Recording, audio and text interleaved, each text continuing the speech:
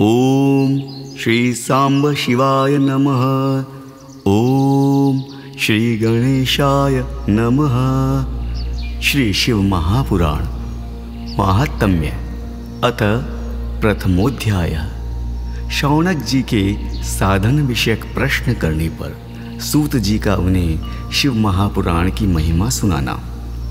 श्री शौनक जी बोले, हे महाज्ञानी सूत जी, संपूर्ण सिद्धांतों के ज्ञाता, हे प्रभु, मुझसे पुराणों की कथाओं के सार तत्व का विशेष रूप से वर्णन कीजिए। सदाचार, भगवत भक्ति और विवेक की वृद्धि कैसे होती है तथा साधु पुरुष किस प्रकार अपने काम, क्रोध आदि मानसिक विकारों का निवारण करते हैं।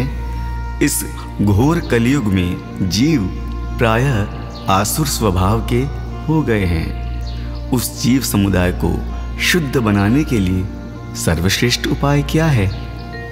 आप इस समय मुझे ऐसा कोई शाश्वत साधन बताइए जो कल्याणकारी वस्तुओं में भी सबसे उत्कृष्ट एवं परम मंगलकारी हो तथा पवित्र करने वाले उपायों में भी सर्वोत्तम पवित्र कारक उपाय हो।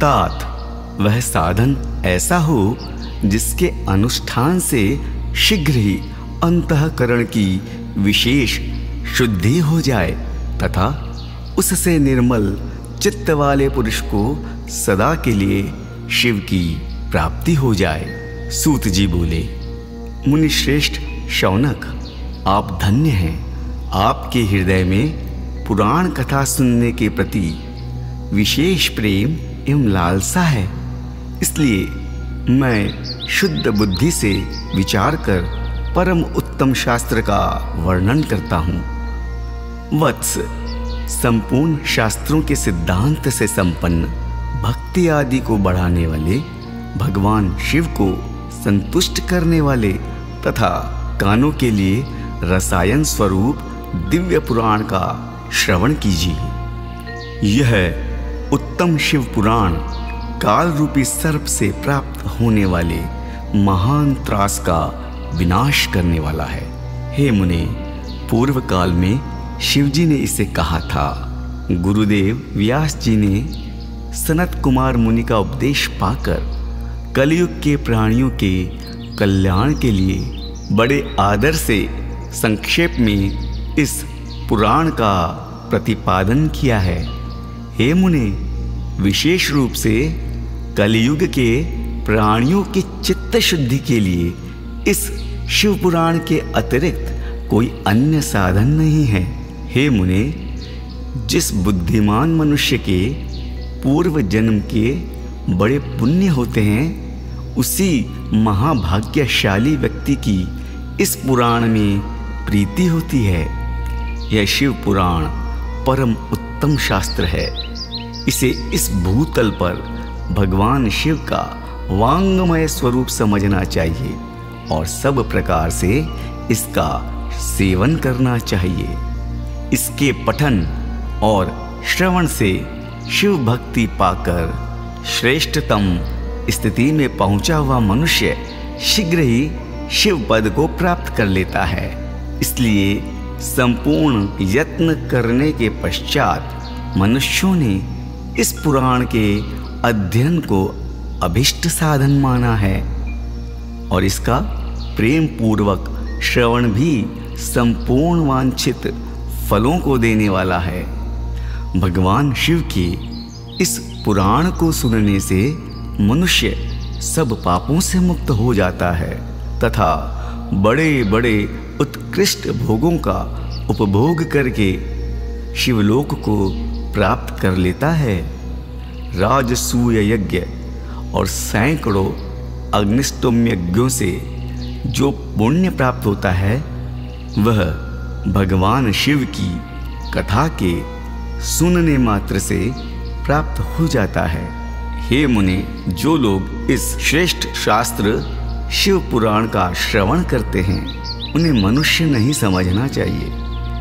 वे रुद्र स्वरूप ही हैं, इसमें संदेह नहीं है। इस पुराण का श्रवण और कीर्तन करने वालों के चरण कमल की धूलि को मुनिगण तीर्थ ही समझते हैं। जो प्राणी परम पद को प्राप्त करना चाहते हैं उन्हें सदा भक्ति पूर्वक इस निर्मल शिव पुराण का श्रवण करना चाहिए। हे मुनि श्रेष्ठ, यदि मनुष्य सदा इसे सुनने में समर्थ न हो तो उसे प्रतिदिन स्थिर चित्त से एक मुहूर्त भी इसको सुनना चाहिए। हे मुनि, यदि मनुष्य प्रतिदिन सुनने में भी अशक्त हो तो उसे किसी पवित्र महीने में इस शिव पुराण का श्रवण करना चाहिए। जो लोग एक मुहूर्त, उसका आधा, उसका भी आधा अथवा क्षण मात्र भी इस पुराण का श्रवण करते हैं उनकी दुर्गति नहीं होती। हे मुनीश्वर, जो पुरुष इस शिव पुराण की कथा को सुनता है वह सुनने वाला पुरुष कर्म रूपी महावन को जलाकर संसार के पार हो जाता है। हे मुने, सभी दानों और सभी यज्ञों से जो पुण्य मिलता है वह फल भगवान शिव के इस पुराण को सुनने से निश्चल हो जाता है।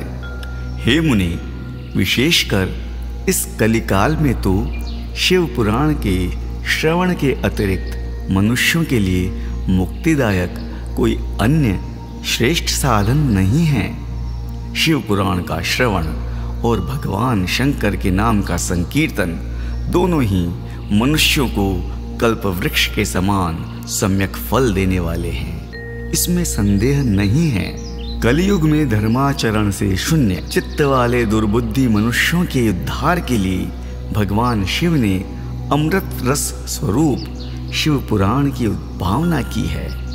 अमृत पान करने से तो केवल अमृत पान करने वाला ही मनुष्य अजर अमर होता है, किंतु भगवान शिव का यह कथामृत संपूर्ण कुल को ही अजर अमर कर देता है। इस शिव पुराण की परम पवित्र कथा का विशेष रूप से सदा ही सेवन करना चाहिए, करना ही चाहिए, करना ही चाहिए। इस शिव पुराण की कथा के श्रवण का क्या फल कहूँ। इसके श्रवण मात्र से भगवान सदाशिव उस प्राणी के हृदय में विराजमान हो जाते हैं। यह ग्रंथ 24,000 श्लोकों से युक्त है। इसमें 7 संहिताएं हैं। मनुष्य को चाहिए कि वह भक्ति, ज्ञान और वैराग्य से भली भांति संपन्न हो बड़े आदर से इसका श्रवण करे। पहली विद्येश्वर संहिता, दूसरी रुद्र संहिता, तीसरी शतरुद्र संहिता, चौथी कोटि रुद्र संहिता और 5वीं उमा संहिता कही गई है। छठी कैलाश संहिता और 7वीं वायवीय संहिता। इस प्रकार इसमें 7 संहिताएं हैं। 7 संहिताओं से युक्त यह दिव्य शिव पुराण परब्रह्म परमात्मा के समान विराजमान है और सबसे उत्कृष्ट गति प्रदान करने वाला है। जो मनुष्य 7 संहिताओं वाले इस शिव पुराण का आदर पूर्वक अध्ययन करता है वह जीवन मुक्त कहा जाता है। हे मुनि, जब तक इस उत्तम शिव पुराण को सुनने का सुअवसर नहीं प्राप्त होता तब तक अज्ञानवश प्राणी इस संसार चक्र में भटकता रहता है। भ्रमित कर देने वाले अनेक शास्त्रों और पुराणों के श्रवण से क्या लाभ है, जबकि एक शिव पुराण ही मुक्ति प्रदान करने के लिए गर्जन कर रहा है। जिस घर में इस शिव पुराण की कथा होती है वह घर तीर्थ स्वरूप ही है और उसमें निवास करने वालों के पाप यह नष्ट कर देता है। हजारों अश्वमेध यज्ञ और सैकड़ों वाजपेय यज्ञ शिव पुराण की 16वीं कला की भी बराबरी नहीं कर सकते। हे मुनिश्रेष्ठ, कोई अधम प्राणी जब तक भक्ति पूर्वक शिव पुराण का श्रवण नहीं करता तभी तक उसे पापी कहा जा सकता है। गंगा आदि पवित्र नदियां, सप्तपुरियां तथा गयादि तीर्थ इस शिव पुराण की समता कभी नहीं कर सकते। जिसे परम गति की कामना हो उसे नित्य शिव पुराण के एक श्लोक अथवा आधे श्लोक का भी स्वयं भक्ति पूर्वक पाठ कर लेना चाहिए। जो निरंतर अर्थानुसंधान पूर्वक इस शिव पुराण को वांचता है अथवा नित्य प्रेम पूर्वक इसका पाठ मात्र करता है वह पुण्यात्मा है, इसमें संशय नहीं है। जो उत्तम बुद्धि वाला पुरुष अंतकाल में भक्ति पूर्वक इस पुराण को सुनता है उस पर अत्यंत प्रसन्न हुए भगवान महेश्वर उसे अपना पद प्रदान करते हैं। जो प्रतिदिन आदर पूर्वक इस शिव पुराण का पूजन करता है वह इस संसार में संपूर्ण भोगों को भोग कर अंत में भगवान शिव के पद को प्राप्त कर लेता है।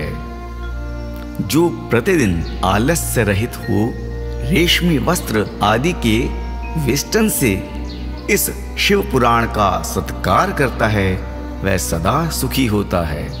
यह शिव पुराण निर्मल तथा शैवों का सर्वस्व है। इहलोक और परलोक में सुख चाहने वालों को आदर के साथ प्रयत्न पूर्वक इसका सेवन करना चाहिए। यह निर्मल एवं उत्तम शिव पुराण धर्म, अर्थ, काम और मोक्ष रूप चारों पुरुषार्थों को देने वाला है। अतः सदा प्रेम पूर्वक इसका श्रवण एवं विशेष रूप से पाठ करना चाहिए। वेद, इतिहास तथा अन्य शास्त्रों में यह शिव पुराण विशेष कल्याणकारी है, ऐसा मुमुक्ष जनों को समझना चाहिए। यह शिव पुराण आत्म तत्वज्ञों के लिए सदा सेवनीय है, सत्पुरुषों के लिए पूजनीय है, तीनों प्रकार के तापों का शमन करने वाला है, सुख प्रदान करने वाला है तथा ब्रह्मा, विष्णु, महेशादि देवताओं को प्राणों के समान प्रिय है। ऐसे शिव पुराण को मैं प्रसन्न चित्त से सदा वंदन करता हूँ। भगवान शंकर मुझ पर प्रसन्न हूँ और अपने चरण कमलों की भक्ति मुझे प्रदान करे। इस प्रकार श्री स्कंद महापुराण के अंतर्गत शिव पुराण महात्म्यों में उसकी महिमा वर्णन नामक पहला अध्याय पूर्ण हुआ।